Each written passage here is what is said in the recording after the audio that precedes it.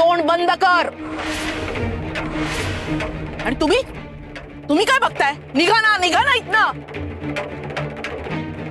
सासूबाई अहो असं नका करू. मोठा कळवळा येतोय. मग तू पण जा टाळ कुटत यांच्या बरोबर पंढरपूरला. तुझे भिकारी आई बाप तिथेच आहेत ना, लपून बसलेत ना. मग तू इथे का बसलीस आमच्या डोक्यावर? जा ना तू पण तिथेच. हे सगळं आहे ना तुझ्यामुळे घडतंय. विठू नाम ऐकून हुरळली असशील आणि मामांची करत घेऊन आली असशील त्यांना बाहेर. नाही रमाई, वहिनी तर गजर न करण्यासाठी थांबवत होत्या. आणि दादा काका तर आपणहून बाहेर आले आणि आनंदाने आले. उंदराला मांजर साक्षी. गप्पा बस. नाही तर तुझं गाठोडं बांधून तुलाही पाठवेन पंढरपूरला. सासूबाई ऐका ना, मी खरंच मामांजींना बोलवायला गेले नव्हते. विठू नामाचा गजर ऐकून मामांजी आपणहून बाहेर आले. तुम्हाला जर माझ्यावर विश्वास बसत नसेल ना, तर तुम्ही तुमच्या डोळ्यांनी बघा ना, किती चांगला परिणाम होतोय मामांजींवर. ते लवकर बरे होतील. नामू काका, आपण पुन्हा एकदा गजर सुरू करूया. हो करूया की. रामकृष्ण हरी.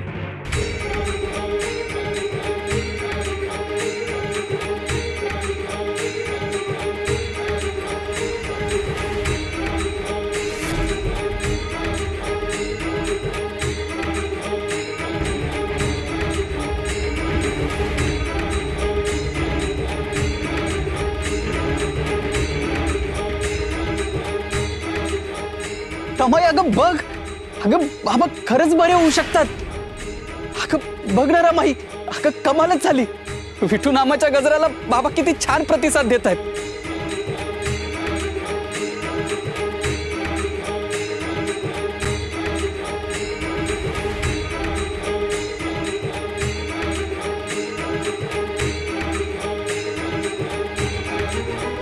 थांबा थांबा थांबा.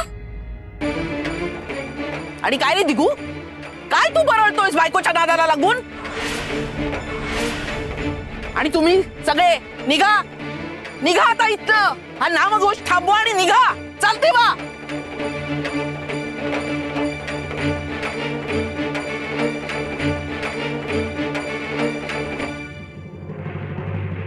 रमाई अगं तू आणि तू चल आज चल. सासूबाई, चल ये सासूबाई ऐका. आज चल तू ये. बाबा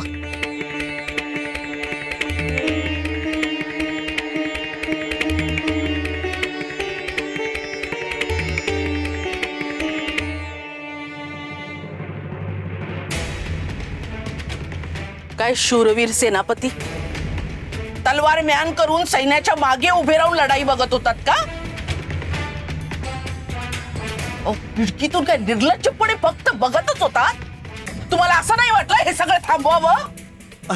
अहो वहिनी असं कसं होईल? अहो या सकुलांना मी खूप समजावण्याचा प्रयत्न केला. हो हिला समजावलं की ते उपद्व्याप आहे ना करू नको, वहिनी रागवतील ना. हा आणि त्या सगळ्यांना तू बाहेर जायला सांग. अहो हिला अडवण्याचा मी आटोकाट प्रयत्न केला. हो पण ही मलाच वर म्हणते की तुम्ही कशाला मध्ये येताय, आज जा. ही मुलगी ना खूप उद्धट झाली आहे. हो अहो हिला वयाचा नात्याचा भान नाही, मान नाही. अहो सासरे काका कशाला खोटं बोलताय? तुम्हाला पाप लागेल.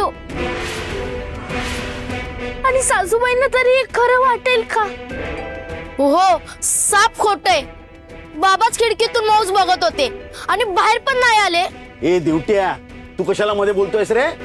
गप्प बसा, गप्प बसा. कोण काय बोलू शकतं? नाही बोलू शकत. मला चांगलंच ठाऊक आहे, पण तुम्हा सगळ्यांना मी चांगली ओळखून आहे. पण आता मी माझ्या डोळ्यांनी जे बघितलं, तुझा जयघोष बघितला, तुझा धिंगाणा बघितला, तुझ्या आणि यांच्या भोवती सगळ्यांनी फेर धरला होता. आणि तू तर विठू नाम घेत अगदी भान हरपून नाचत होतीस.